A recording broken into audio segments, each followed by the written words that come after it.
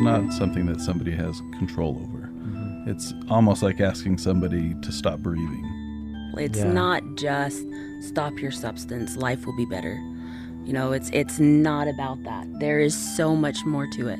You know, I've ever spoken with a close friend or family member who let me know they had a new or problematic medical condition that was life-changing, that I didn't hug and tell them that I was sorry and ask if I could help.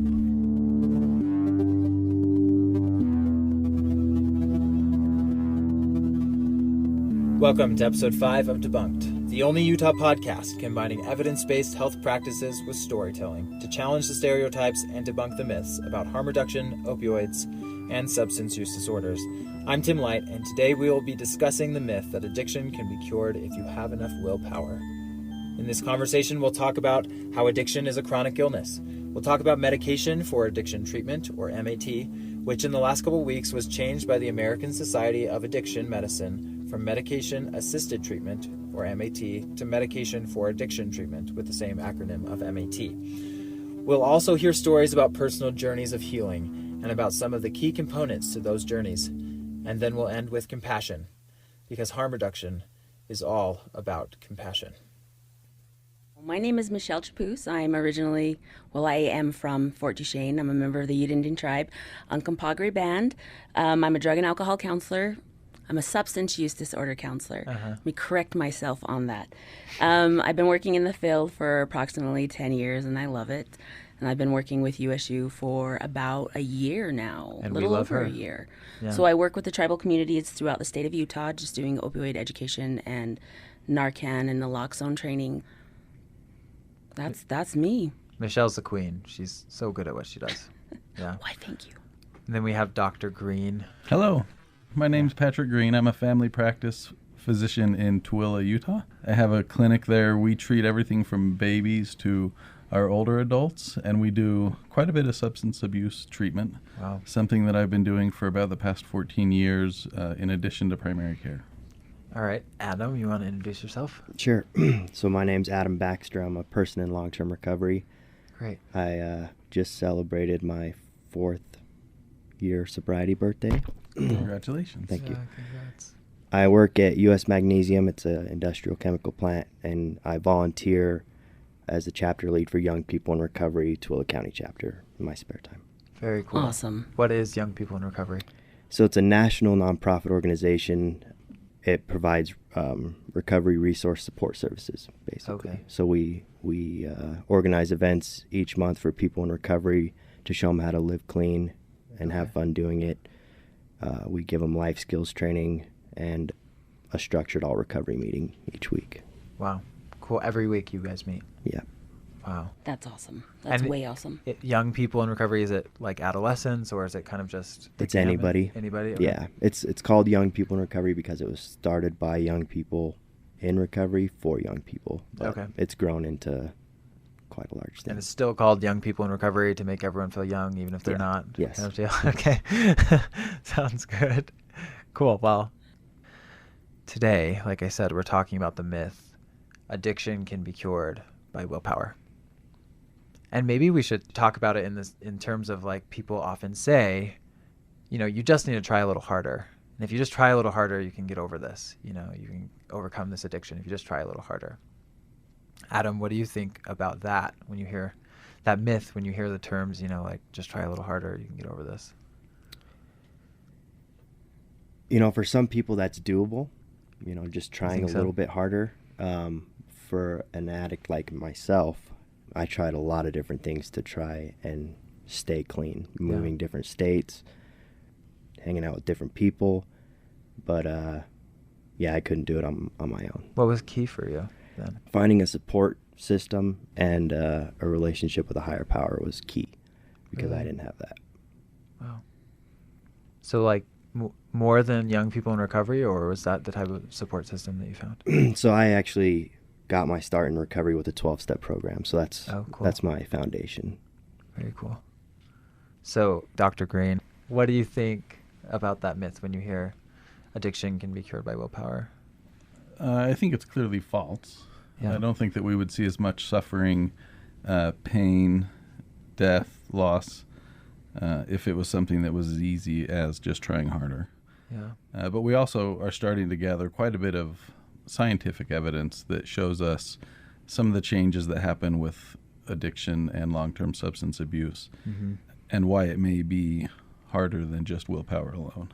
What do you mean by changes when you say changes? So we can, with research and imaging now, more clearly define changes in the brain and body that occur with long-term substance abuse, really regardless of the substance that's being abused. Once those changes occur, they drive a lot of behaviors and what we would consider choices on a subconscious level. So it's not something that somebody has control over. It's almost like asking somebody to stop breathing. It's not something that they can quite easily do. Wow. That's really profound. It's almost like breathing. It's like it becomes something that your body needs, right? It really does. We know there's certain areas of the brain that change in shape and function, and those areas are key to the choices and behaviors that we do throughout our daily life. Yeah. So part of our brain that decides what importance different things should have inappropriately assigns the maximum level of importance to substance abuse. And so if your brain on a very deep or subconscious level believes that substance use is the most important thing to survival, you find yourself letting everything else slip, your home, your family, your job. I don't think that there's anybody who wants to live some of the lives that we see or hear about out of choice. Yeah. Other parts of the brain that are in charge of experiencing pleasure don't work appropriately, and so nothing else really feels pleasurable unless you're continuing to use substances. Yeah. And then the part of our brain that's in charge of planning, setting goals, willingness and awareness to do something that may be painful now so that we can have pleasure in the future gets disconnected from the rest of the brain. So if you have a brain that believes substance use is the most important thing, that can't feel pleasure without substance use, feels pain to the point of physical illness if you go without substance use, and then is not able to use the part of the brain that is involved with reason, you can't ask somebody to just try harder or to make a choice. It's really almost physically impossible for them to do that in the circumstance. Yeah. It's become a disease at that point. It really is a disease. Yeah. Any chronic disease involves change in function of some organ. Yeah. In this case, it's the brain. And I think that Such meets the probably the most important definition organ. of chronic disease, yeah. Yeah. Gosh, thanks. Okay, before we get too much further into this episode, we wanted to give Dr. Erin Fanning Madden, who is our science advisor, a few minutes to present an objective perspective, sort of from a bird's eye view, on the topics that we covered in this conversation. In this episode, you will hear about treatment interventions, including medications for addiction treatment, like methadone and buprenorphine. And you're also going to hear about peer support programs and the most common form of these programs that exists in the U.S., which is Alcoholics Anonymous, or AA, and Narcotics Anonymous, or NA.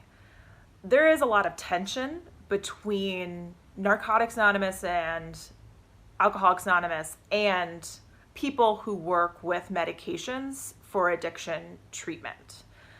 Many AA and NA groups discourage people from using these medications and will even say that a person cannot be in the group while they are using the medications because many people who are involved in AA and NA consider these medications as comparable to using illicit opioids like heroin. On this podcast today, you're going to hear people who have been helped by NA and AA, as well as a physician who works in medication treatment. Despite a long history of tension between people who do medication treatment, as well as people who work in harm reduction, and those people who are involved in AA and NA, you're going to hear people actually agreeing on many concepts related to addiction. And both of these approaches, the sort of abstinent-based AA and NA approach that says, you have to stop all drug use, including these medications to treat your addiction. Sort of that approach, and the approach that says you should be treating this condition, your addiction condition, as a medical illness, and thus medications are appropriate to treat medical illnesses if they're available. Both of those approaches are seeking to help people, and both are trying to save lives. And what we're going to hear in today's podcast is ways in which those goals are shared by people who have an NA and AA piece in their recovery and people who work in medication treatment. Peer support is actually not just a feature of AA and NA. It is useful for people who are not necessarily spiritual or religious, because AA and NA do have a strong spiritual religious component.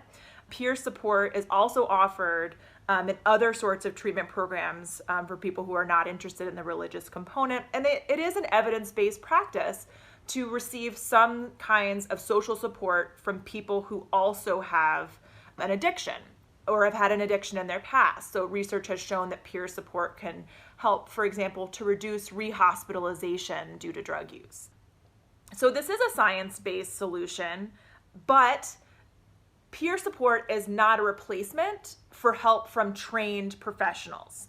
So science-based solutions that include things like medications, as well as specific counseling or talk therapy approaches like cognitive behavioral therapy, people still need those even when they are going to peer support programs, because when you get peer support, you're not necessarily getting help from a trained medical professional who is using science-based approaches to help someone in their recovery.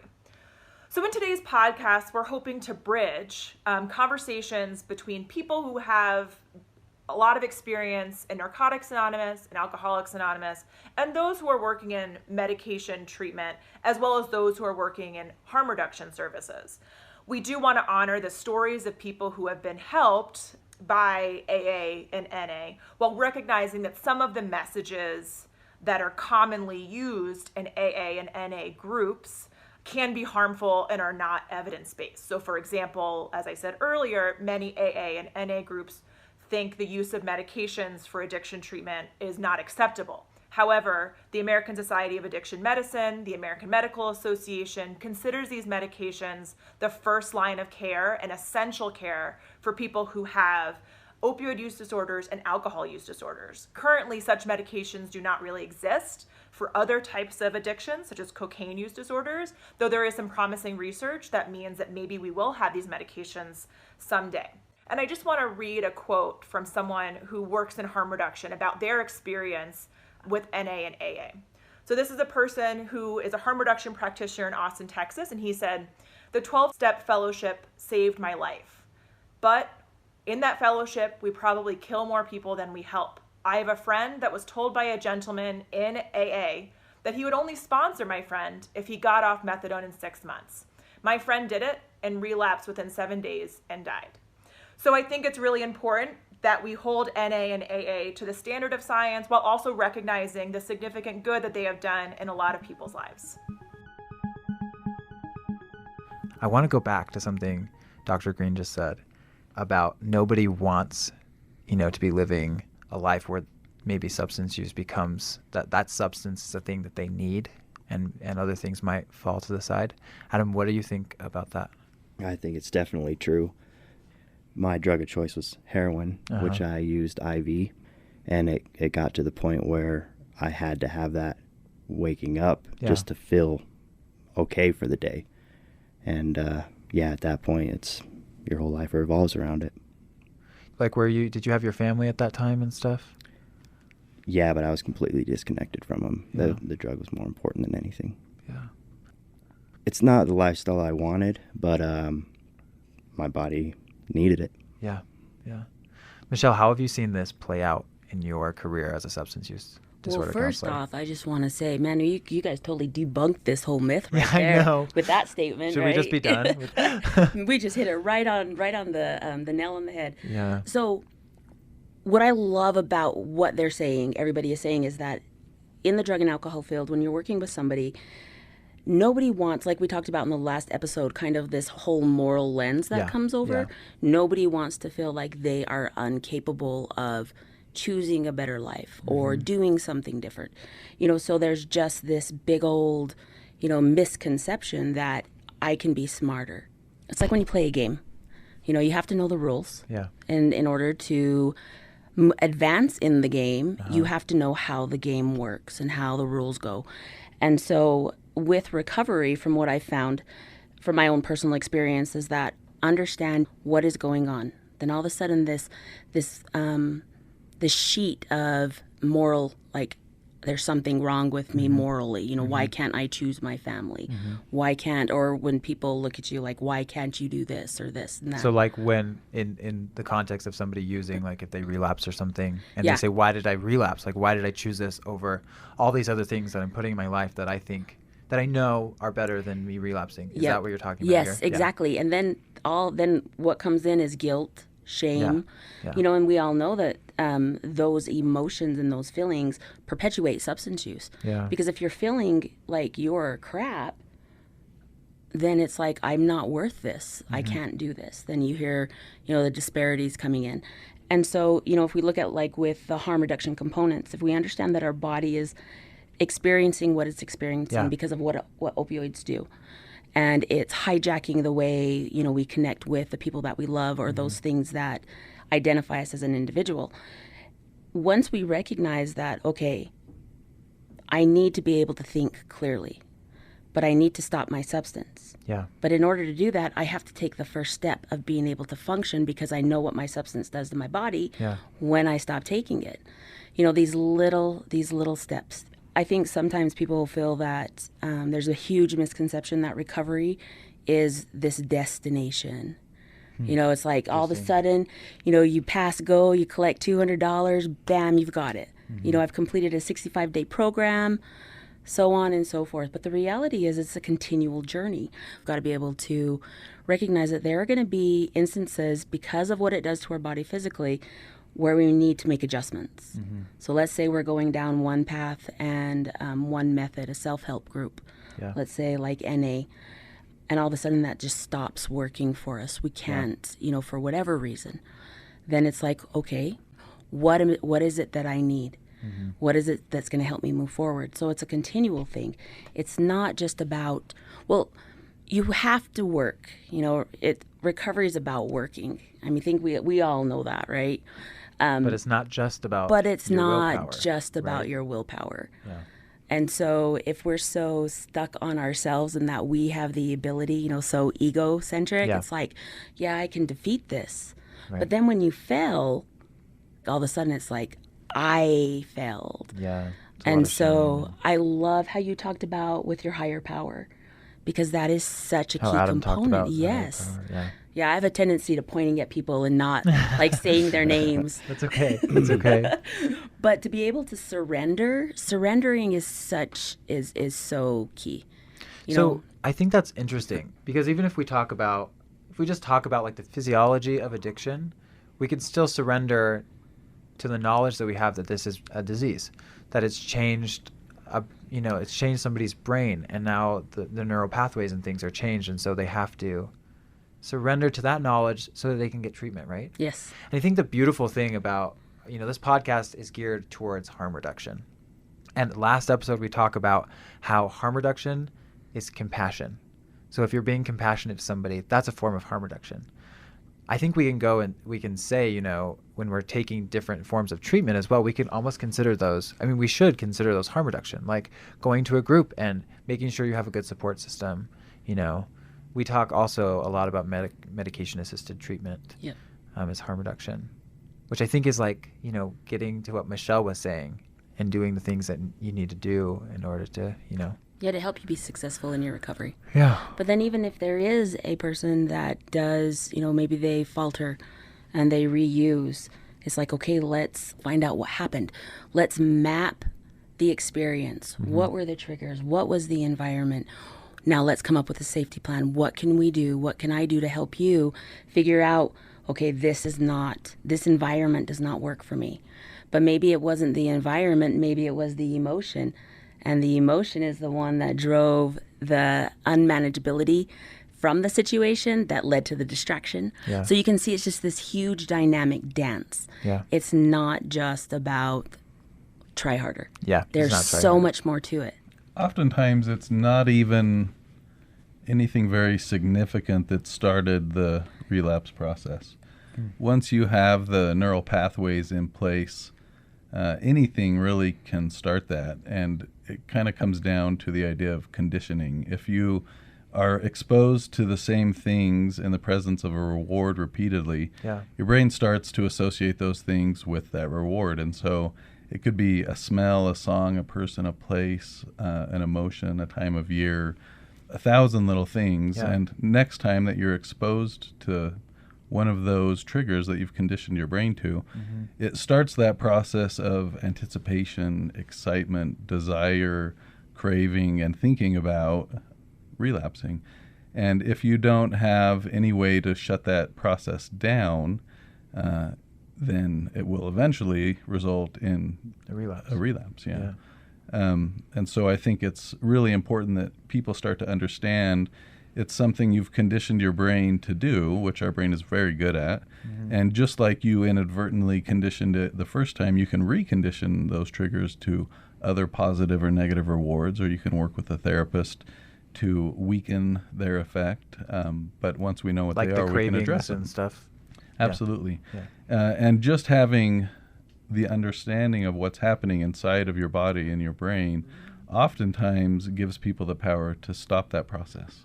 It's no longer something that they feel like is out of their control or inevitable.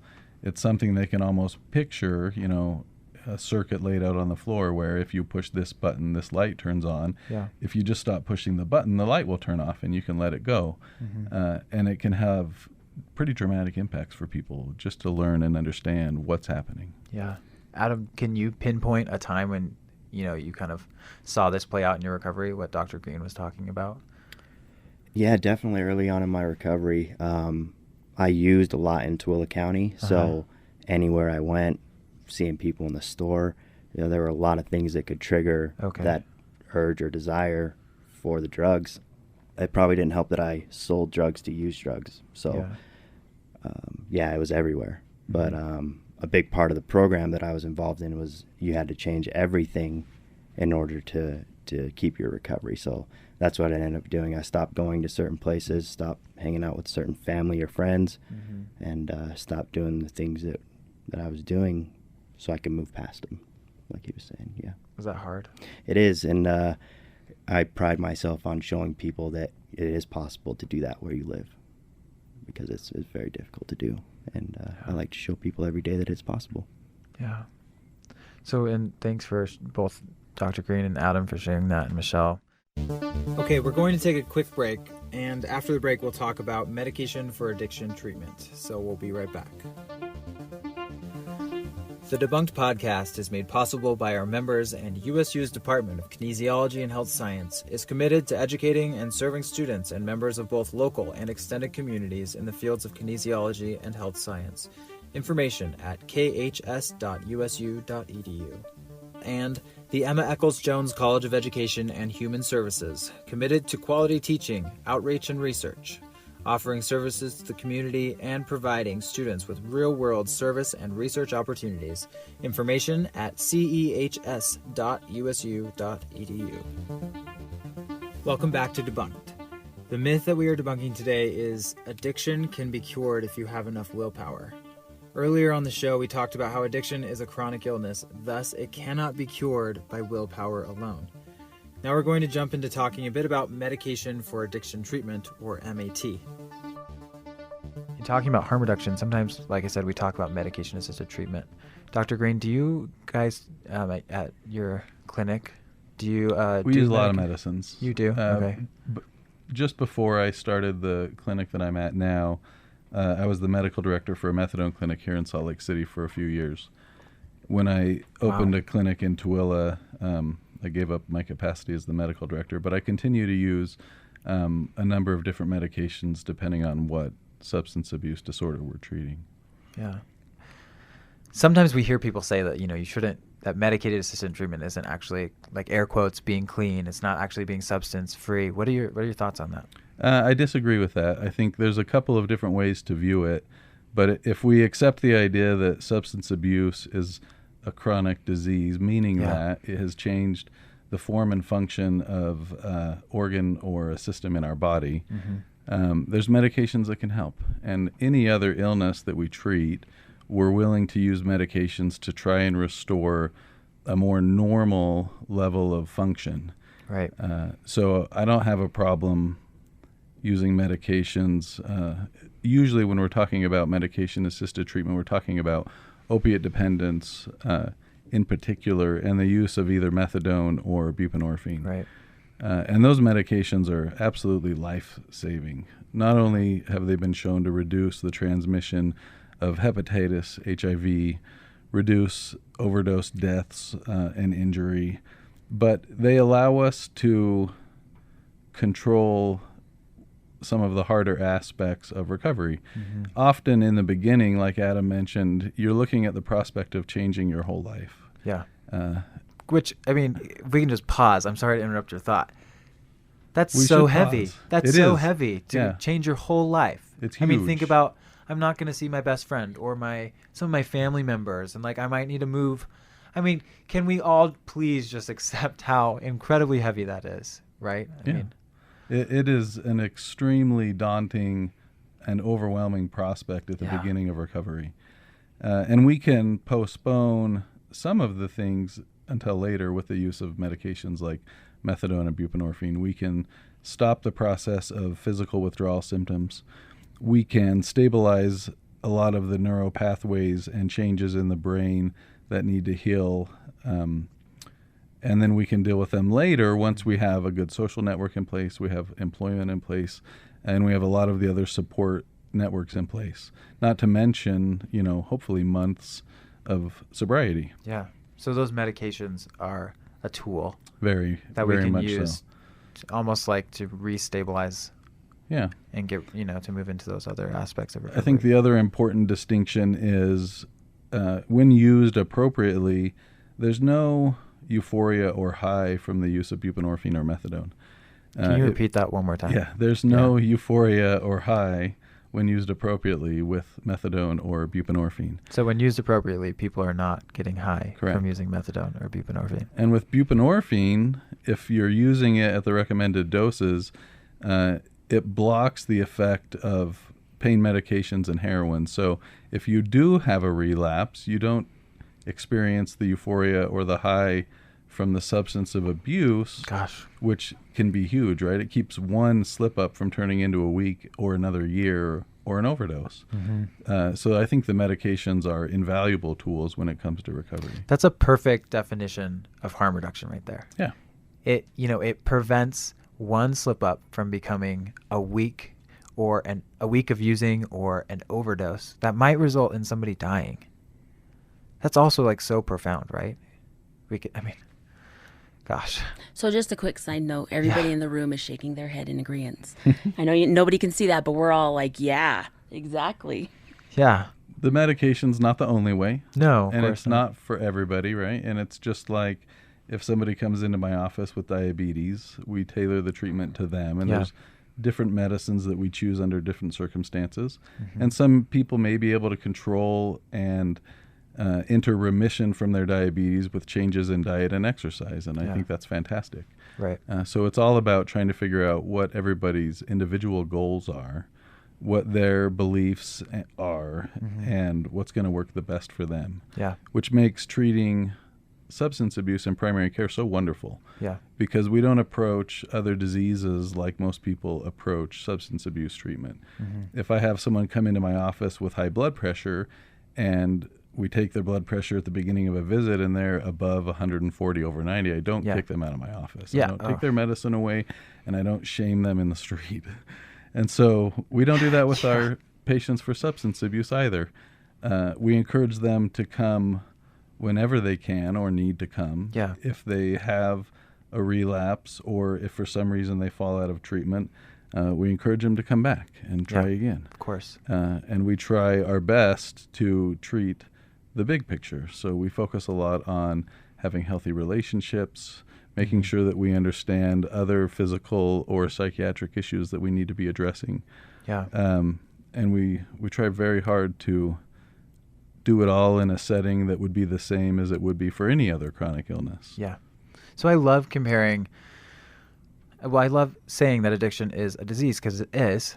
I love your comparison about diabetes. My dad is a type 1 diabetic, and it's laughable if I were to say, Dad, you can be cured from your diabetes if you just try harder.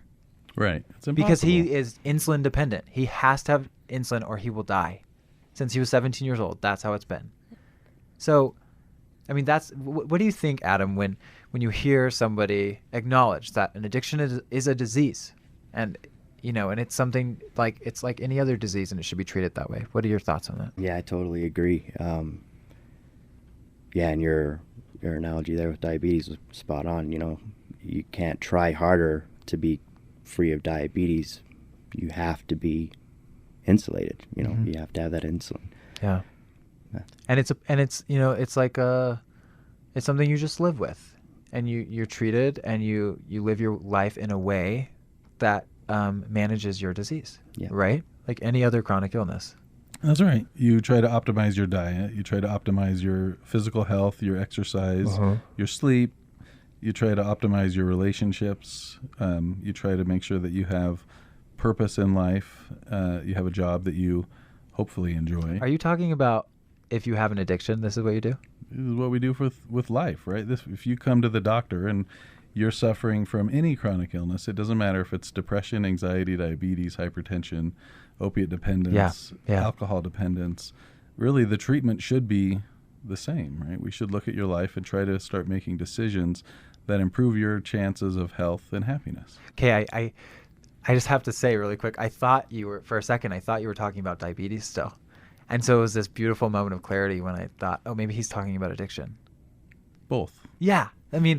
They're both chronic illnesses, that take this treatment in order to be, healthy. Correct. And if you look at different models of substance abuse treatment, there's two programs that tend to work very well, and we use them for pilots and for physicians. And they have... For pilots and physicians? They have kind of their own treatment programs. The pilots program is, I don't know if it's funded by the FAA or who funds it. Physicians are usually run by the state medical board, and their treatment is really primary care. They have a doctor who will do an evaluation and try to define the problem, recommend treatments whether they're in their clinic or outside of their clinic, and then just follow up and make sure that those things are happening and that they're getting the result that they want. And more importantly, that follow-up and those treatments continue presumably indefinitely. Down the road, it may be less intense than it was in the beginning, but once you find a treatment plan that's working for that person, it's just a matter of continuing what works. Yeah. It's not one instance of treatment that lasts for 90 days and then you graduate and you're done. Yeah. It's long-term treatment, just like we would approach any other chronic disease. Yeah. We have to take a short break, but when we come back, we'll hear about Adam's story and some of the keys to his healing journey. We'll also talk about how others can support people who are on a healing journey. Be right back. The Debunked podcast is made possible by our members and the Substance Abuse and Mental Health Services Administration Rural Opioid Technical Assistance Program, offering programs to address barriers of access to rural communities related to opioid use disorder. And Regions Blue Cross Blue Shield of Utah works to transform healthcare from the inside out. We reduce confusion, waste, and red tape for members as we help them navigate the healthcare system. Welcome back to Debunked. The myth that we are debunking today is addiction can be cured if you have enough willpower. So, Adam, you talked a little bit about what has been key for you in long-term recovery. Can you tell us that? The important things for you in long-term recovery to keep going with this recovery and stay healthy. Definitely. Self-care is a big part of it. As Dr. Green pointed out, your physical well-being. So I try to work out whenever I can outside of work. My work is also physically demanding. So self-care is huge. I feel that service work, like giving back, that's why I do what I do with YPR, is recovery was given to me freely, so I have to give that back in order to keep it. And then just keeping the support system in place. I met my wife in a 12-step meeting. We work on recovery together, but we have separate programs. So yeah, those are three key things for me, plus the relationship with my higher power. It's huge because I couldn't do it by myself. I tried a lot of different ways, and my ways wound up with a needle in my arm or in jail or back in that sick state every day. So right. So the important thing, I think, from what you're saying, Adam, is that it wasn't just willpower. You know, it was all these other things, right? That have. It definitely wasn't willpower. It's his will for me. Yeah. Thanks. So Adam just told us some of the important keys in his healing journey. We want to know what works for you in your healing journey. So we invite our listeners, you, to send in short audio or video recordings of things that are key to your healing journey. Phone recordings will work great. You can send your recording to our email, debunkedcast@gmail.com, or message us on Facebook, Instagram, or Twitter @debunkedpod. Michelle, what are you thinking? I see you grinning over here. I'm just sitting here thinking this is so amazing. I love this conversation because it's about the totality of it all. It's not just stop your substance, life will be better. You know, it's not about that. There is so much more to it. It's about nutrition. How can your body heal if it's not getting the right nutrients, minerals, proteins to be able to have the body work the way it needs to work to find healing? Yeah. It's like, how can you, if you're disconnected from a support group, how do you find, you know, that connection? Where humans, we have to have connection. And so if we have no connection, it just perpetuates, right? Yeah. Sleep is key. The body needs to have rest. Yeah. You know, so it's not just this, I'm going to stop my substance and then I'm going to, you know, then everything's going to be great. Everything's going to go back to what it needs to be. It's that there's more to it. There is more to you as an individual, whether it's through your spirituality, whether it's through a MAP program, whatever it may be. It is about your individual journey and what's going to help you to get the goals and meet and to achieve what you're wanting to achieve. You know, and so it's awesome. I totally love it. It's just like, you know, this whole conversation is about people understanding. And the more you understand about that, the more empowered you are to make decisions that are going to help you to move forward. Yeah. And so, so sometimes we get so stuck on it's just stop the substance.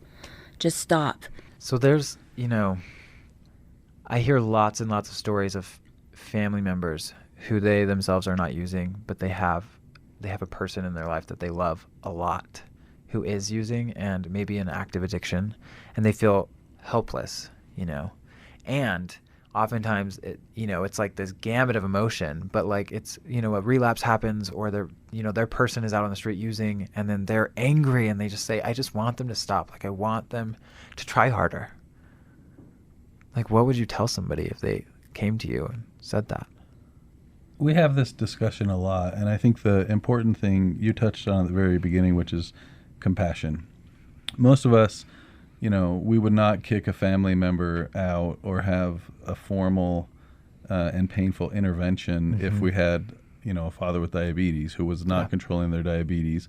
But we were watching them suffer, and it brought us a lot of grief to see them have, you know, amputated limbs, heart attacks, kidney failure, loss of vision. You know, we would approach that with a different type of reaction than we would if we had a family member who was suffering equally severe outcomes with substance abuse. Yeah. And so I think the conversation really should be, hey, listen, I love you. And I can see that you're having a hard time right now, and I worry that it's out of your control. And I want you to know that I'm here for you. If I can do anything to help, I want to help. Yeah. Instead of what happens far too often, which is, if you're going to use drugs, you need to leave. Gosh, that like makes me emotional. It is. It's when people disconnect, you know, because it's like they're frustrated. You know, they're frustrated of what's happening. They themselves may not have the skills to understand how to communicate properly. how to, we've got all these, because we've got our own issues, right?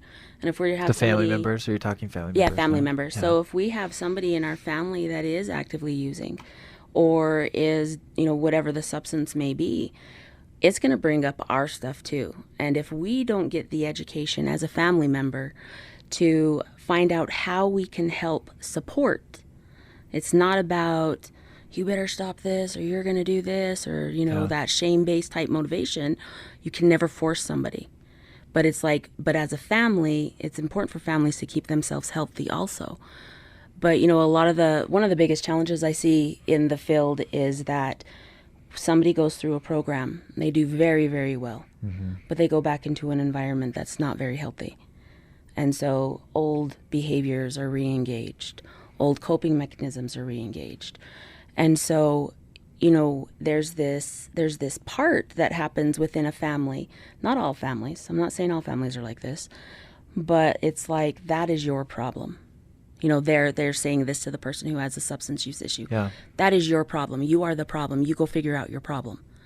And so it would be nice if families would actively engage and say, okay, when somebody in our family is dealing with a substance use issue, we then develop behaviors and habits in engaging with that individual. And so we need to make adjustments also for ourselves to keep our family healthy. That person's journey is their journey. But if we create a toxic environment, we're perpetuating this whole dynamic to occur once again. And so I think it's really important for families to realize, or people who love individuals who are dealing with substance use issues, that you also need to look at yourself. You may not be actively using, but you can have behaviors that can encourage that can push somebody. Now, I'm not saying that, a person who is dealing with a substance use is going to blame somebody, but that is part of addiction, right? Yeah. Blame, those thinking errors, we've got all that going on. But you can see how this dance occurs. And I always like to use the term dance because it is a dance. It is a dynamic dance. Recovery is, substance use, the madness of substance use is, but we've all got it, and everybody that's involved in it needs to recognize that they need to have a level of understanding also. Yeah. The person who's dealing with the substance has their journey. The family who is a part of that has their journey also, and they need to have healing. So those support communities, those supports, those people, we need to learn not only how we talk, how we possibly marginalize, how we blame the individual, how we shame, how we try to guilt. Yeah. So, I think that's one of the biggest challenges when we start looking at harm reduction components, is because it's like, well, you should just stop. Like I stated before, why can't you just stop? Yeah. But it's like, I need to address my issues, because if I'm not offering support to that person on their journey, Something going on with you. then it's like, I may be an instigator. I don't know how many times I've had clients come in and it's like, well, my family, they're always questioning me, are you high? Are you high? You were gone for 15 minutes longer than you were supposed to. What have you been doing? You have these different dynamics. And so families need to seek help. Families need to seek to understand also. I love that you say families need to seek help, because it's so important that we acknowledge here that, a loved one standing by, watching, somebody they love a lot who is in active addiction or, doing risky things, that's incredibly painful, That's so hard to do. And so, families need healing too. But it's like this beautiful dance, like Michelle said. We have to have this dynamic dance.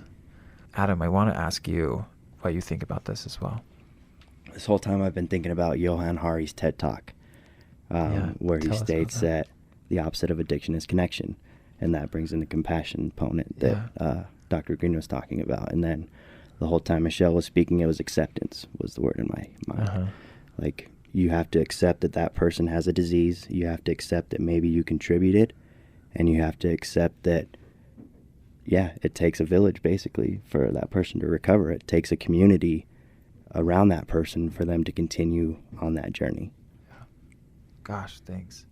So now let's think about the person who's in active addiction, you know, and somebody tells them that they need to just try harder, what would you tell them if they came, you know, Adam, if somebody came to you and said, I'm using right now and people just keep telling me that I just need to try harder and then I can stop using? What would I say to that person? Yeah, what would you do? I would definitely give them my phone number and tell them anytime they needed to call, they could call me. Mm-hmm. But really, until that person's desire for life becomes stronger than their desire for drugs, there's nothing you can do to help them. So that person who is still trying to do that on their own with their own willpower, they're going to continue to fail until they can find something greater than them to keep them clean. Thanks, Adam. Dr. Green, say that person, they do have a desire to quit, or a desire to, like, even a 1% desire not to be using, but they find themselves relapsing, and they also hear, you know, people around them saying, you just need to try harder. Come on, like, get your crap together. What do you tell people when they come to you like that? The more time that goes by, the more I think it's very important that people come to some of these realizations on their own. And so a lot of times I just present questions like, you know, well, how many times have you tried? And how many times do you feel like you gave it 100% effort? I don't think anyone's ever come in and talked to me and it was the first time that they had tried to stop using drugs. It's usually, you know, tens of times that they've tried to stop. They've given it a significant effort. Sometimes they've even managed to stop for weeks or months. Yeah. And then something happens that kind of drags them back. And so I think if you can get them to express, I have tried, I've given it my all, I've done it several times, sometimes it's almost worked and it just seems like it's outside of my grasp. Yeah. Then you can let them know there's help, right? There are other things that we can do to support you that can try to make up the difference between your efforts and success. And just like any chronic illness, it's going to take more than you. This is not something that you're going to be able to do on your own. You've tried several times already. And we talk about options. Bad thing. That's not a bad thing, no, right? it's fine, yeah. Just and like I think humanity. Approaching it like other chronic illnesses and using descriptors like I talk a lot about hypertension because relapse rates for high blood pressure are somewhere in the 60%. Wow. But we don't get mad. We don't kick people out. We don't shame them. We don't withhold their medications from them. Mm-hmm. And we don't deny them access to treatment. Yeah. Even though their lack of hypertension control drives up healthcare costs and causes other diseases down the road, right? Mm-hmm. So I think if we have that discussion of this is bigger than you, this has become a medical illness, a medical emergency, you really are at risk of dying. Yeah. We should be turning on the lights and sirens and ringing the bell to get help. We have to try somehow to foster that understanding that this is an emergency. This requires not just you and your doctor, but probably you and a team of treatment. What does that team look like for you, Adam? And then Michelle, I'd really love to hear how that team looks like, in your community as well. So part of YPR is we're building a recovery-ready community, and that team involves everyone from law enforcement to harm reduction, like syringe exchange, because they have first contact with those people. For me personally, I have a sponsor in my 12-step program that I can call and talk things out with. My support system, my family that I built those relationships back with, and then the relationship with my higher power and myself. Yeah. I have to be willing to have that acceptance and openness and willingness to continue to learn and grow, because it's not about perfection, it's about progress. So that's my treatment team. Wow. So you talked a little bit about your sponsor. Do you talk to this person often? Do you keep a building relationship so that, what does that sponsor look like? That relationship look like? So one of my favorite lines out of one of our readings is the therapeutic value of one addict helping others without parallel. So this guy's lived experience, and he's already done this recovery thing before me, helps me immensely because he's been there and done that with the things that I'm working through on my own personal level. Yeah. Yeah. Which is how we learn everything else in life, right? Yeah. We find a mentor or a teacher who has already learned that, mastered that skill, and done that to help us. Yeah. Yeah, gosh, thanks. Such a good point. Michelle, what does the team look like for you?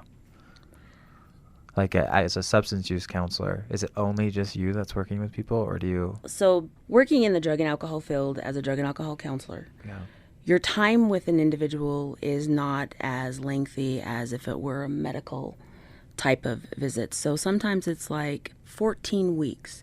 It could be 14 visits. It could be every other week, 7 visits. But I think within my experience, it's it's whatever the individual identifies, whoever they identify, whatever spiritual practice it may be, whatever group involvement it may be.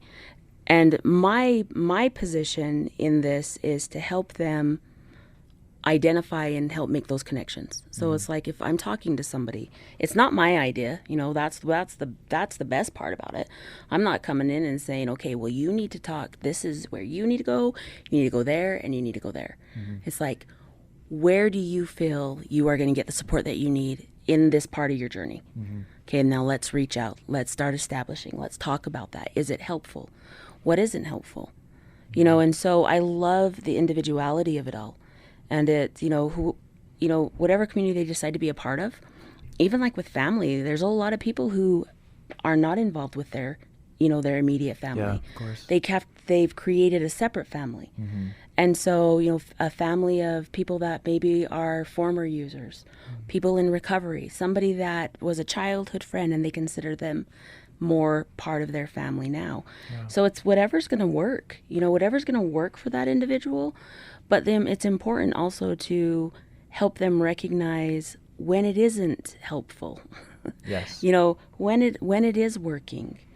But then also to help them reframe, what is this going to look like? Yeah. So if somebody is actively using and they have that moment of clarity, or they're in a crisis and they're like, I need to stop. I want to stop. I was in the emergency room. Yeah. Or I had to have Narcan. It's like, okay, now what does this look like? Let's take that momentum and help you build what this is going to look like for you. And so it's helping an individual understand, to see, because if we keep things just in our thoughts, we have an idea of how this should look. Everybody does. Yeah. But now let's make it a tangent thing. Let's make it doable. Let's make it concrete. Yeah. Let's write it down. So there's all these Make different that plan. methods when you're working with somebody who is in a place where they're ready to move forward. Yeah. And even if their momentum carries them for maybe a month, it's like, all right, that worked for a month. Come back in. Let's see what worked. What could we do? What could you do? What helped? What didn't help? Just totally reassessing. And so playing off of that, the dynamic journey of recovery, of using, of life, everybody has a journey. And yep, and everybody like has, any and what works for one may not work for the other. Yeah. But sometimes we narrow our thinking in that there's only one pathway. Yeah. There's only one way to deal with people or help people who are using substances. But there's so many ways. It's so multifaceted. And so you need to take multifaceted approach, which You is the have whole to. point of this. Yeah, not everybody needs to see an infectious disease doctor for treatment of HIV, right? Just the ones who have HIV. Yeah. Exactly. Yeah. So, Dr. Green, what does your team look like? In my office, treatment usually starts with myself, and we've set it up that way because if we can use medications to help stabilize and ease discomfort early on, the chances that the patient continues to come back and makes it for their second, third, fourth, fifth appointment go way up. So they'll usually start with me, and then next they'll meet a case manager who really is in charge of making sure that they have everything they need to accomplish their goals. So she can help with education, finding job, finding housing, finding a therapist if we need one outside of my office, finding specialists. She'll help with anything. Wow. And then we have a therapist as well. We build on that in the community. We try to make sure that everybody's involved with some type of peer support group, whether it's a 12-step style group or something similar.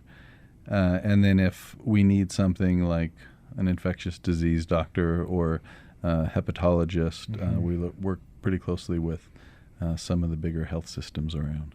So you take this initial assessment and then you work with that patient so that you can find something that works for them. That's right. That whole team. And we each have our community. own role. My role is I try to make the most extensive list I can of known issues and make sure that each one is being addressed appropriately. And then we have the case manager that takes on a lot of the social factors. And then we have a therapist that tries to kind of coach them in their emotional journey. Yeah. So thanks so much. Michelle, are there any aspects of this myth that play out uniquely in tribal communities? So let me just clarify, I'm not an expert. Yeah. I am a tribal member, and so, born and raised in my, on the reservation and that's where I've solely work. Yeah. And so I think within tribal communities, there's always the stereotype that it's, with alcohol or with substance use, that Native people are always, that's where they, you're a drunk Native. Michelle is rolling her eyes right now. Yeah, if you could see my facial expressions, and so I think some of the biggest challenges in our tribal communities are the stereotypes. And so finding outside support groups, we have NA, there's AA, but there's also Wellbriety. I love Wellbriety. Wellbriety is designed for Native American people through Native American concepts. So like back at home, part of our, in our residential treatment program, part of what we offer is a sweat. So, and it's not just for tribal members. We have non-tribal people that. So what is a sweat though? So a tell us sweat a little bit lodge. about what a sweat is, yeah. So, I can give you some information about Sweat Lodge. Yeah. So Sweat Lodge is it's a lodge where you go in. It's a closed area. There's a fire. There's rocks. There's there's ceremonial things that can happen. Prayers and stuff. Yeah. So it's an opportunity for people to exercise their spiritual beliefs. Yeah. And it's a good experience. So we offer that, and that works for some. And, we have non-Native people that want to participate, so they're allowed, they participate with that. But within tribal communities, sometimes you go into an environment that you're not used to. And there, some meetings some people can be very opinionated. There can, people can feel not connected. And so if there's not that connection with a group, which is huge, is what Adam and Dr. Green have been talking about. Then it kind of defeats the purpose, right? Yeah. And so, I just think there's just within our tribal communities, we've got a lot of different programs. There's a lot of different ways for people to find that holistic approach that they need to work on their spiritual, their physical, their mental and emotional components, to find that balance. Yeah. And within their culture. Beautiful. Thanks. Okay, we are over time, but I have to ask this one last question. In a perfect world where where they knew this myth was wrong, that addiction can just be overcome by willpower, and we focused on harm reduction and compassion when people have an addiction or any chronic illness for that matter, what do you think it would look like? Hugs. I mean, I don't think, I've ever spoken with a close friend or family member who let me know they had a new or problematic medical condition that was life-changing that I didn't hug and tell them that I was sorry and ask if I could help. Yeah. Adam, what do you think?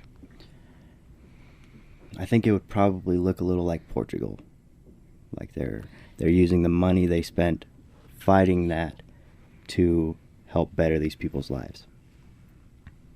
Interesting.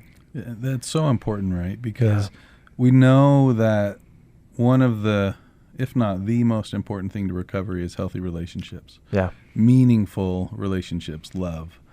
But our approach to substance abuse is isolation, right? If you get in trouble with the law, you're locked up, you're isolated. Taken from your family. That's right. Your support group. If your family decides to help you, usually it involves an intervention that isolates you from the rest of the family.